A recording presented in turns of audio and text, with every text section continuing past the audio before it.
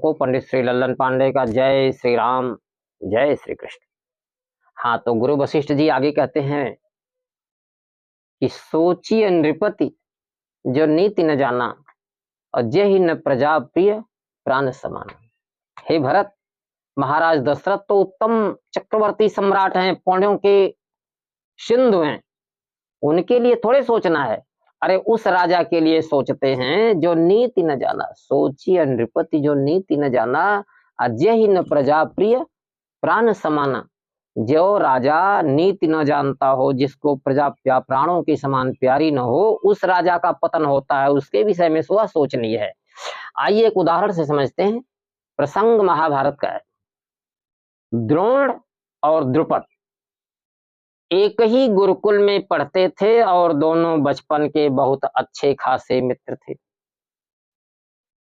शिक्षा पूरी हुई, द्रुपद पांचाल के राजकुमार थे, अपने राज्य में आए और पांचाल के महाराजा बने।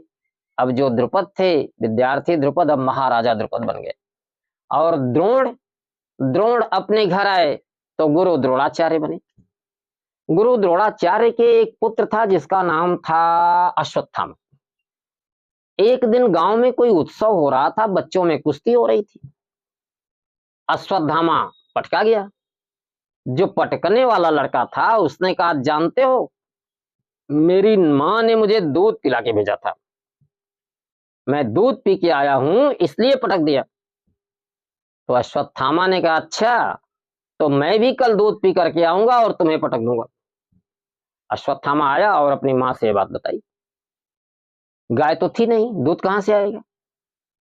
अश्वत्थामा की मां ने रात्रि में चावल भिगो दिया और भोर में अश्वत्थामा सोया था, उसी समय उठ करके चावल को सील बट्टे पर पीस दिया और पीसने के बाद चावल को छान दिया।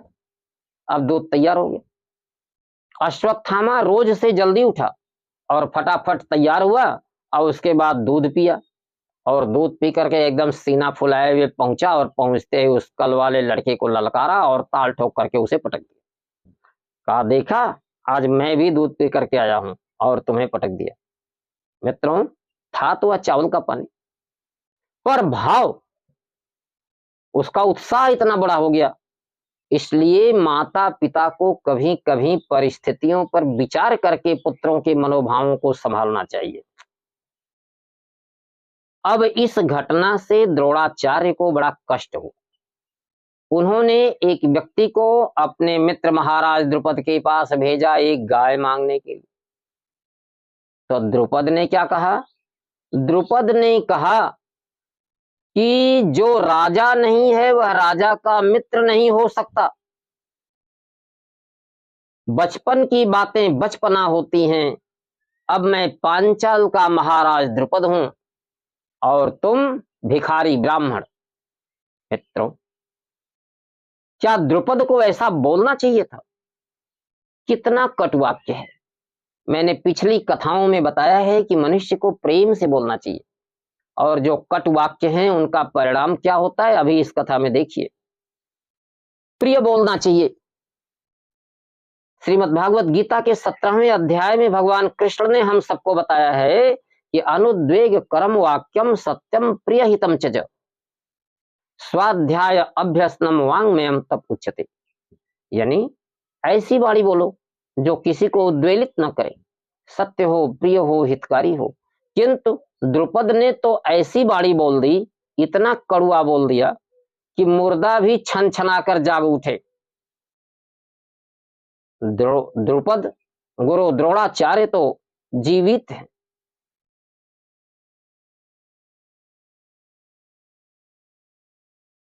अब क्या हुआ? गुरु द्रोणाचार्य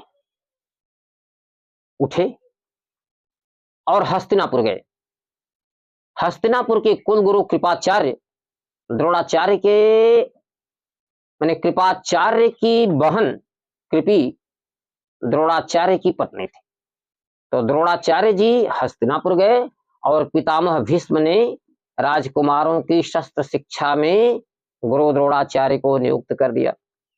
100 कौरव, 5 पांडव और एक अश्वत्थामा 106 शिष्यों को द्रोणाचार्य ने शिक्षा दी। जब ये हुआ, शिक्षा पूरी हुई, तो गुरुदक्षिणा का समय आया। आचार्य द्रोण ने कौरवों से कहा कि मेरी गुरुदक्षिणा ये है कि तुम पांचाल पर चढ़ाई करो और द्रोणा और द्रुपद को बांध करके मेरे सामने लाओ, यही मेरी गुरुदक्षिणा है।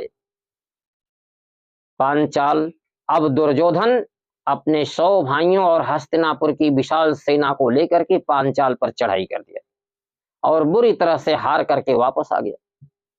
अब द्रोणाचार्य ने पांडवों से यही बात कही, तो इस बार केवल 5 पांडव गए। युधिष्ठिर ने कहा, गुरुदेव, यह हमारी दक्षिणा है, इसलिए हम चुकाएंगे। हस्तिनापुर की सेना को बीच में आना उचित नहीं। और यह कह करके युधिष्ठिर अपने 5 भाइयों के साथ चले। वो 5 भाई अपने अपने रथों पर और अपने अपने शस्त्रों के साथ थे। जब पांचाल की सीमा पर पहुंच करके युधिष्ठिर ने आक्रमण का शंखनाद किया, तो द्रुपद सेना के साथ बाहर आए। उन्होंने हंसते हुए कहा, पूरे कौरव 100 भाई और हस्तिनापुर की सेना को तो देख लिया, अब तुम 5 अकेले क्या कर लोगे। युधिष्ठिर ने कहा, युद्ध करो। अब क्या हुआ, युद्ध शुरू हो गया। युद्ध के बीच में अर्जुन ने द्रुपद को बांध लिया और द्रोणाचार्य के सामने ले आए। द्रोणाचार्य जी द्रुपद का बंधन खोल करके उनको आसन पर बैठाए और बोले, हे मित्र द्रुपद, अब नदी के उस पार का राज्य तुम करो, इस पार का मैं करूंगा। अब हम दोनों बराबर हो गए हैं, यह मित्रता बराबर की होगी। हारे हुए और लज्जित द्रुपद वहां से वापस आए। उन्होंने द्रोणाचार्य को मारने वाला पुत्र प्राप्त करने के लिए पुत्रेष्टि यज्ञ की। यज्ञ के अग्निकुंड से यज्ञ सेनी द्रौपदी और धृष्टद्युम्न प्रकट हुए। मित्रों, विचार कीजिए, महाराज द्रुपद अपनी मूर्खता के कारण अपने एक विद्वान बलवान मित्र द्रोणाचार्य को मित्र से शत्रु के रूप में बदल दिए। यदि नीतिवान होते तो द्रुपद के मित्र द्रोणाचार्य थे ही, वह आदर के साथ उनको अपने राज्य में बुला करके वही सम्मान देते जो द्रोणाचार्य को हस्तिनापुर में मिला, तो आज इतिहास कुछ और होता। लेकिन द्रुपद की मूर्खता ने एक मित्र को, बलवान और बुद्धिमान द्रोणाचार्य को मित्र से शत्रु में बदल दिया, और जिसका परिणाम क्या हुआ यह तो आप सबको पता है। इसलिए मनुष्य को प्रिय बोलना चाहिए, राजा को भी प्रिय बोलना चाहिए और नीति के अनुसार काम करना चाहिए। जय श्री